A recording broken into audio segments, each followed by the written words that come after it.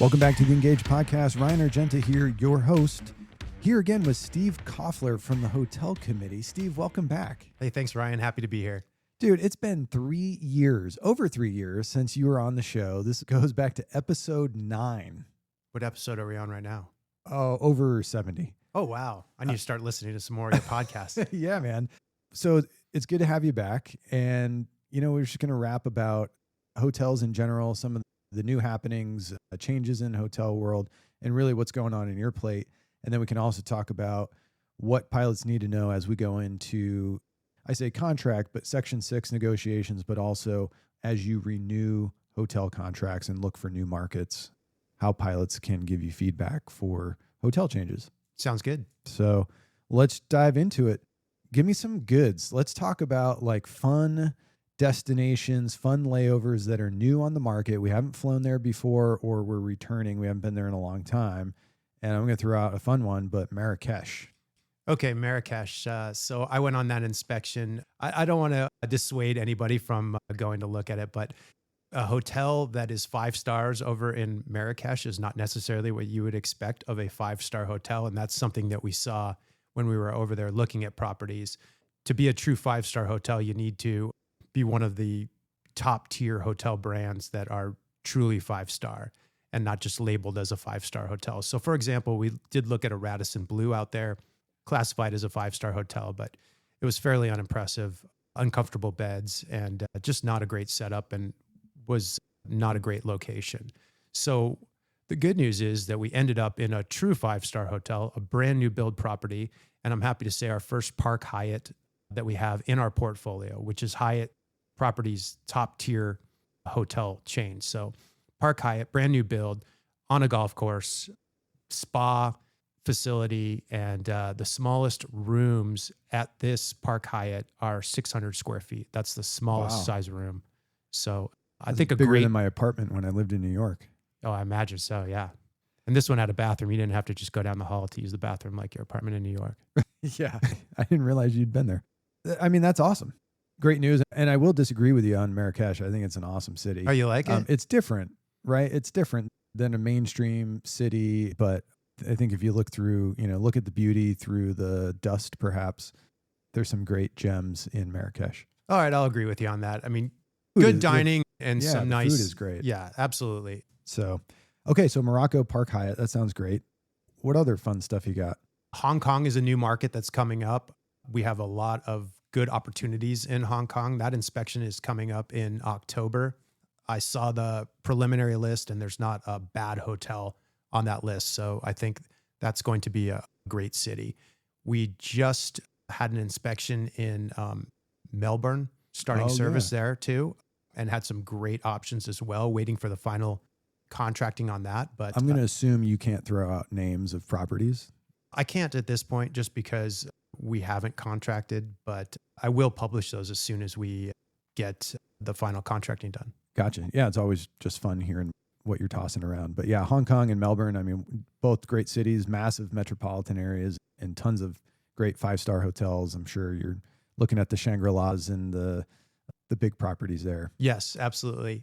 We do have another inspection coming up in October, kind of two interesting markets. I don't know how nice of hotels we're going to find on these 2 islands, but we're looking at Grenada as well as St. Vincent. So two new service destinations that will be interesting to see what comes of that.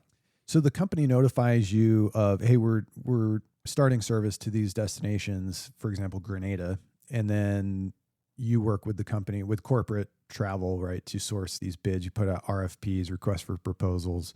Is that how it works? Yes, that's all corporate travel that handles those RFPs. So when the company announces a new destination, typically corporate travel finds out about the same time that the public does. So there's really no heads up, and we're not able to get a lead turn on this per se. So they kind of find out, and then they realize that they have to start sourcing the market and figuring out where we're going to go. So, for example, Riyadh has been on the. I saw that published not too long ago. I don't know if or when that service is starting, and it may be problematic as far as getting there with the current no-fly zones and such, but Yeah. that may be a future trip that we're looking Sounds at. like a perfect trip for Atlanta 350. Yeah, right. I'll pass. Yeah, they can have it. Okay. Wow. All right. So Riyadh. So you get the notification, you go out, you know, RFP, you see who wants airline business, and then we kind of go through the process there. Again, episode 9, we covered how this works, and you can get into some detail if you want. I think a lot of pilots, especially newer pilots, kind of wonder, you know, how are these hotels sourced? How do I give feedback? How can we make changes? But we can talk about that for sure. But give me some other nuggets. It sounds like Honolulu, we're changing. We are. And before I talk about Honolulu, I just want to mention, before I forget, based on what you just said, one of the things I've seen change over the past 4 years that I've been the hotel committee chair is the company has been more proactive as far as seeking input from us when we do go to a new market. So, for example, in the past, they may have just gone out and looked at properties and then come back to us with what they had. Now they're asking us not just areas that we're interested in, but specific hotels. So we're able to share that with them and have more input on the initial process of what hotels we're going to be looking at. So Okay. Yeah, I think that's a huge win. So back to Honolulu, your question about Honolulu. So we escaped the Ala Moana. Finally, we got to the Marriott Waikiki Beach, which I think is a great hotel. Unfortunately, and unbeknownst to us when we contracted with them, they have decided to redo the spalling of the exterior of both buildings. That's going to be a big, noisy process. So we made the determination that we needed to move while that's happening. We have contracted a 1-year contract with the Hilton Hawaiian Village, which was our second choice for Waikiki. So far, I've gotten some pretty positive feedback. I think that it may be a successful experiment here, and we'll see at the end of at this period. Maybe it's something that our pilots prefer over the Marriott, and maybe it's something that we can extend the contract on. okay. And that's actually a good segue to talk about, you know, how do pilots get you that feedback, right? So if you're at any hotel, but in this example, you're trying out a 1-year contract at the Hilton, and let's say you check in and you're like, this place is awesome. This should just be the hotel and not go back to the Marriott. How do you get that feedback, right? Is it FCRs? Is it darts? Yeah. So great question. FCR is absolutely the best way to provide that feedback. And the reason is because that information that's actually company information that is shared with us. So we get to see every FCR. I believe we're the only committee that sees any or an entirety of FCRs daily from the company in the hotel and transportation categories. So we can document any issues with the company via FCR. I can point to a specific FCR and show the company that we've got X number of complaints or X number of positive reviews. We do look at those when it comes time to renew a property and decide decide that we don't want to stay there. Or if we're having problems at a property, I can point to specific FCRs and have the company address those issues. And we've used that in the past to actually get out of hotel contracts when required. So that FCR, I personally see every single FCR, hotel and transportation FCR, every day. My hotel committee leadership team also reads those, as well as the majority of my hotel committee. They all have access to those FCRs, and we read them daily. Awesome. So FCR would be the way to go. Don't bother with the DART unless you want a specific follow-up from the hotel committee. Right. So if you do so all the FCRs are de-identified. I can request the information from the company. But if you want a specific answer from the hotel committee, then a DART would be the way to go. But if you provide some details in your DART that, you know, a negative or a positive about the hotel, the first thing that we're going to ask you in our DART response is to please file an FCR. So if you file an FCR and you don't need a response from ALPA, then there's probably no reason for you to file a DART at that point, unless you want some sort of specific answer from our committee. Gotcha. Yeah, that makes sense. So FCR. Yes, FCR, Both the FCR, company, FCR. Yeah, heard. Okay. And I do want to foot stomp positive FCRs go a long way as well, especially if you want to stay in a place. They absolutely do. So most of the FCRs that we see are negative. but the positive FCRs are very important because we look at the FCRs in total for the last year to 2 years when we're looking at whether we want to renew a property or not. And if we see a majority of negative FCRs, then that's going to have an influence on our decision. Okay, awesome. Well, let's move on to, you mentioned big changes in Amsterdam. Yes. Tell me about that. So going back to the last contract, we finally got the contractual language that allowed us to be involved in the sourcing of Amsterdam. Even though it was limiting, we were limited by a budget, which was based on 90% of the average daily rate for a hotel in Amsterdam. So when we first took the first bite of this apple, so to speak, the goal was to get us completely out of the Nord into properties that were both better located and better quality. The problem was with this limitation, this budgetary limitation, we weren't able to find hotels that were we couldn't find all the hotels that were better located and a better quality than the Nord. So we were able to find some that that fell into that budget range, but the other ones were outside of that budget, and we needed something to offset. Actually, all those hotels were above that average daily rate, but we needed something to offset that average and be below that average daily rate. And that left the Nord and a couple other properties that we felt were inferior to the Nord. So instead of making an aggressive move to get everybody out of the Nord and go to an inferior property, we decided to kind of bide our time and wait for the next bite of the apple. So this time around, we were able to, we actually, let me back up. This time around, we had the same budgetary issue. So we found ourselves with the same budgetary issues, and I'm like, this cannot happen again. So we were looking at The Hague. We were looking at a property, actually a fairly nice property, but not well located, in my opinion. And that was going to be the solution this time around to get out of the Nord. But the company came to us in July with an offer in the interest of continued partnership, and on a non-precedent setting basis, gave us 100% of the average daily rate, vice the 90%. And that allowed us to, on this round, starting April 1st, completely exit the Nord. The Nord will no longer be used for pilots for regularly scheduled flights, regularly scheduled layovers. It can, per the agreement, still be used for overflow and for IROPS, last resort type situations. And flight attendants. Because they don't have a union.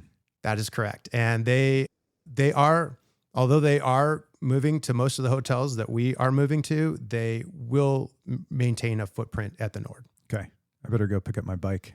Yeah, get your bike, and if you have any clothes or anything stored there, you might want to get rid of those too. And we'll probably be publishing something about that shortly. Okay. Should hear. That was a long but great answer on Amsterdam and kind of how it works, right? We don't always get the background of that. And let me share with you the hotels that we are going to. So one of the hotels we currently use is the Apollo. We will retain rooms at the Apollo, looking at 3 crews, and I'm talking pilot crews here. So we consider a pilot crew 4 pilots because of training. So we had to take training into account. So 3 pilot crews at the Apollo for the summer season, and then 2 pilot crews year round at the Apollo. The next hotel is the Avani, formerly the NH Museum Quarter, fully remodeled, rebranded as an Avani. I think a lot of our pilots are familiar with that property as well. We will retain that property. And again, 3 pilot crews year round, and then 2 pilot crews for the winter season.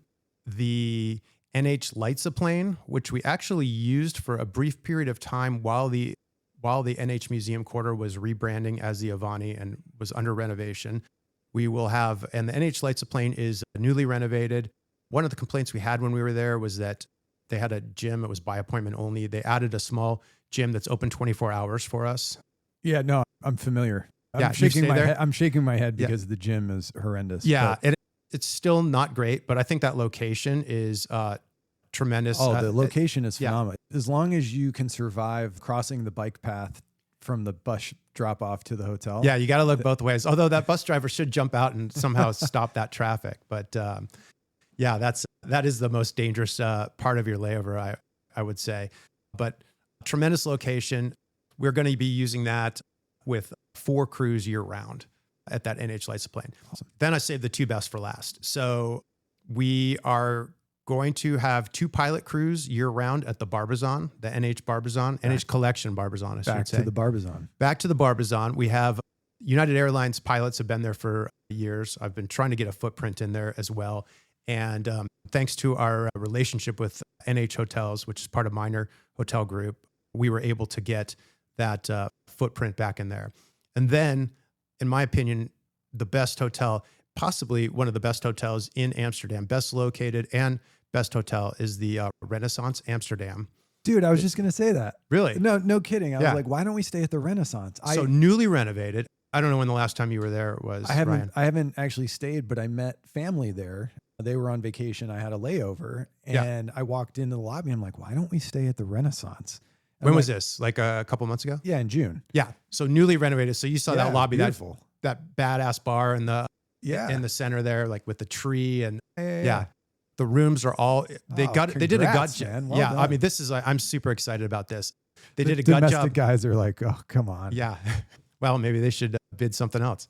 No, flexibility. Yeah. It's the Marrakech agreement. Yes. Right? Okay. Right. Yeah. All right. Sorry. So the Renaissance. Yeah. I agree with you. Yeah. So yeah, a complete gut job, really nice property, great location because it's kind of tucked away as you saw when you were over there. So quiet, but you're right there in the middle of everything. They are in the process of building a new rooftop bar and restaurant, which is going to be open year round and it's going to be tremendous. They also are building a new restaurant right there connected to the lobby that should open in the next month or so. So this, I think, is going to be the favorite Amsterdam hotel. And we have the most rooms there of any hotel. So 5 summer cruise and then 4 year round. Awesome. How does it work in general, but maybe specifically to Amsterdam's? Because we do have so many different hotels, but it seems like it's based on where you're flying to next, or you arrive from Seattle to Amsterdam, but then you're going to Atlanta. And so you're staying at a different hotel because you're going to Atlanta, but then back to, how does that work? Yeah. So what they try to do with the cruise, when the flight attendants are staying at the same hotel as the pilots, it's based on your outbound flight. And that's why what people see now is sometimes pilots find that their flight attendants are going to a hotel and they're going to a different hotel because they're on a different outbound flight. But it's a big puzzle for the company to figure this out because every hotel has different rate rules. Some hotels might charge for a second night if you check in before, say, 10 in the morning. Some hotels might have that rule at 12 in the afternoon. Some hotels, and it's based on check-in and check-out times. So based on all these rate rules and costs and all these factors that go into it, the company's going to look and say, hey, what's our cheapest option here? Because if I have to pre-block X number of rooms at this hotel, that's going to be more expensive if I can send the flight to hotel B and I don't have to pre-block rooms because of the arrival time. So it's kind of a complex situation. And that's how these hotels are, it's how it's determined which flights are going to which hotels. So I do have a lot of pilots ask me, hey, can we switch that around? So for example, hey, Atlanta's going to, say, the Renaissance all the time and Detroit's going to, say the Nord, for example. Not anymore. Yeah, not anymore. And, so people ask, can we switch this around maybe quarterly, maybe monthly? And it's really just not possible. It's not feasible. These are based on contracted arrival times, departure times. And you've got to remember, there's a lot of moving parts here. So it's really not possible to do that. But you could bid it.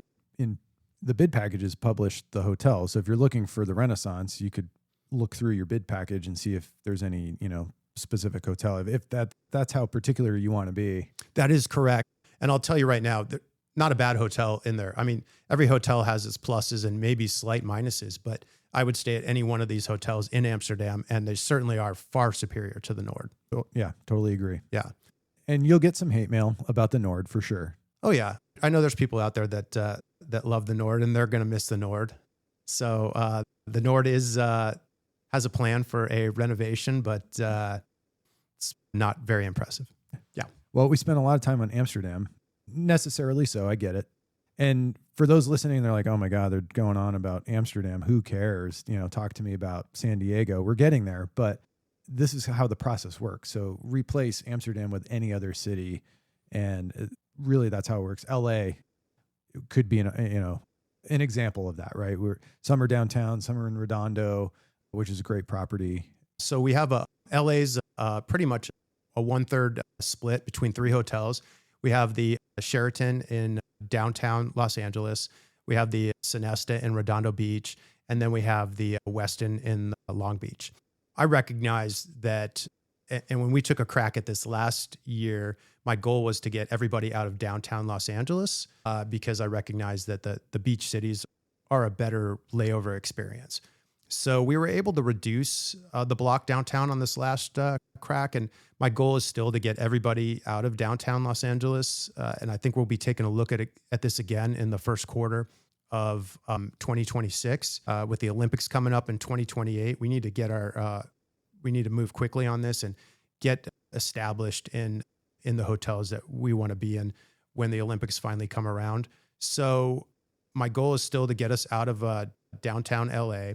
I think Long Beach and Redondo Beach are great options. There's some other beach options. A lot of the problem is that a lot of those hotels are smaller properties. So to try and get a big block, and I'm talking a block of about 60 crew members into a hotel would be, is sometimes not that easy. And obviously not all hotels want crew business. Right. Gotcha. And actually that's a good point. You've explained before that, people say, well, why don't we stay at the Ritz-Carlton, or why don't we stay at this other property? And you're generally aware of those properties, but sometimes, for example, the Ritz-Carlton says, now we're not soliciting business, airline business, right? Or we're not going to respond to your RFP. Well, that's true. And I always joke that I could put every pilot in a Ritz-Carlton and someone's going to complain about the cost of the burger, right? So Ritz-Carlton's not necessarily the best property for us. We did have a shot at our first Ritz-Carlton in Santa Barbara. The paperwork had all been done. I did that inspection. Tremendous property. It was the Ritz-Carlton Bacara Resort, right next to Sandpiper Golf Course on the cliffs of the Pacific Ocean. They had created a special menu just for our crews because I had addressed the cost issue. Had probably one of the nicest gyms of any hotel I've ever seen. Every room had a fireplace in it, and the director of sales absolutely loved us. It was all but a done deal until the day of signing of the contract. The ownership group decided that they did not want crew business. And personally, I believe they didn't want the hired help there with all the celebrities that tend to go to that resort. So, gotcha. Yeah. Well, I mean, that's exciting. You got to that point. Yeah, but it was it was a big letdown after that. So, yeah. But yeah, those properties aren't necessarily always the best fit for us. In some cases, some of these top tier properties like the Park Hyatt in Marrakech, I think is going to be a great property for us.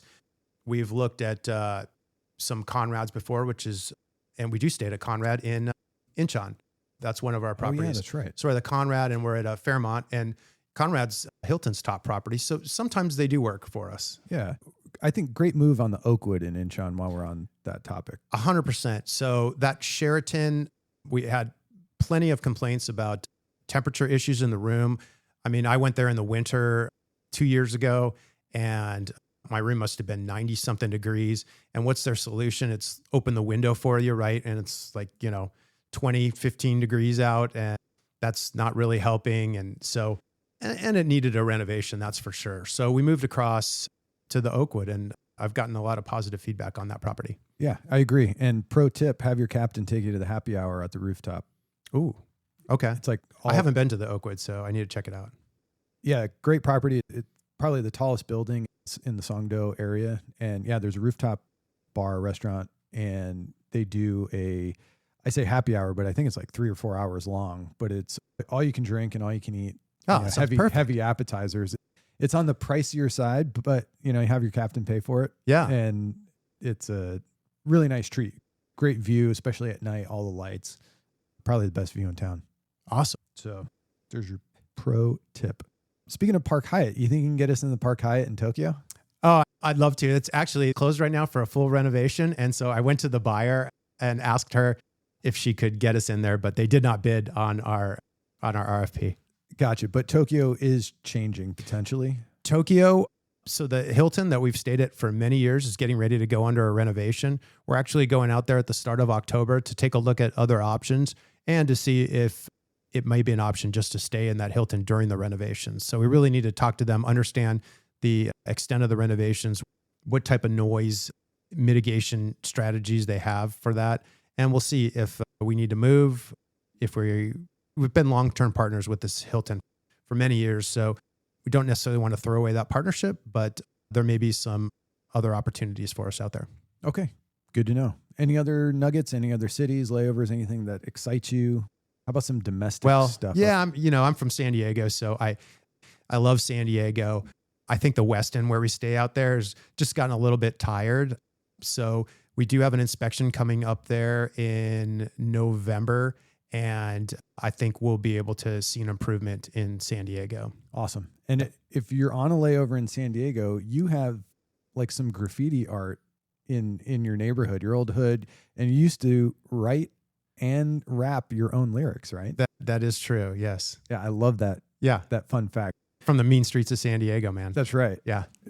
We've actually had Steve rap on air, but you had to bleep out every other word, so it didn't really make it. But yeah, well, maybe, if you catch me on a layover and mention that you listen to this podcast, maybe I'll give you a little short concert. Awesome. Steve Koffler, take him up on it. Hey, I want to talk about just some logistical stuff for pilots. These are some common things that I feel like pilots always ask, but can you talk to us about transportation, like shared transportation with other crews? And then I often hear like the combined pickup. Yeah. So combined transportation is only allowed in certain situations. So from a hotel to the airport, obviously if it's a courtesy car and it's a hotel shuttle, you can expect to be on that shuttle, probably with other aircrew members and probably passengers as well. But if it's a contracted shuttle from the hotel to the airport, the transportation company can combine two shuttles that are within 10 minutes of each other. So plus or minus 5 minutes on each crew. Now, what they should be doing, and I recognize that I don't think this is happening, but they should be noting that on your sign-in sheet. So when you sign in and you have that 4 o'clock pickup and they're combining you with the 4:10 pickup at 4:05, you should see that on there. So you're not showing up down there at 3:55 for your 4 o'clock pickup and having to sit there for 10 minutes waiting for the other crew. We're working with the company on that to make sure that those are denoted when that is happening. But that is acceptable for a combined pickup to go to the airport with contracted transportation with a 5-minute window there. Okay. What about from the airport to the hotel? So from the airport to the hotel, a combined pickup is only allowed with several restrictions. One, all crew members must be present and ready to get into the bus or van at that time. So you don't have to wait on another crew or wait on any crew member. Two, obviously the bus or van needs to be large enough for the entire crew to fit in.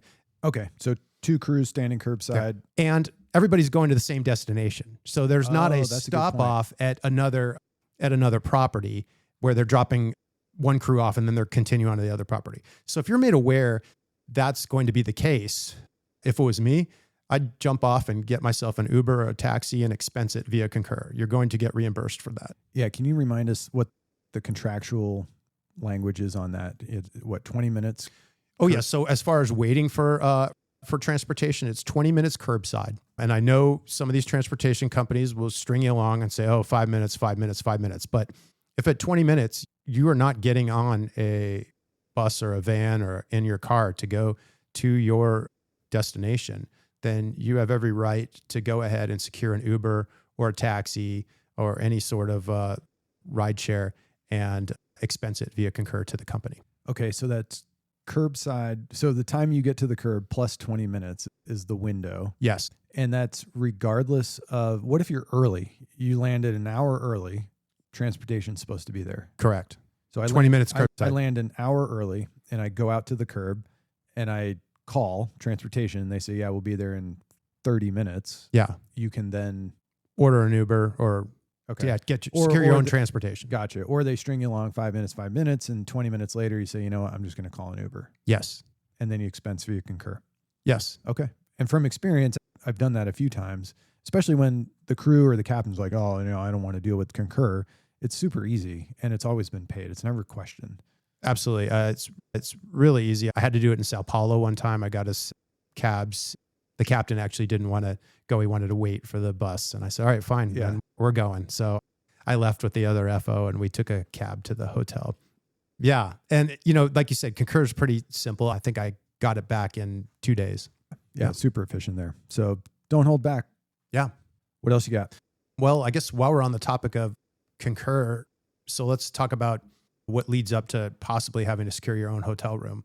Oh, yeah. Yeah. That's a big one. So 3 years ago, we talked about how a crew slept in the lobby of a hotel, I think in Miami. Yeah. And I was like, what are you doing?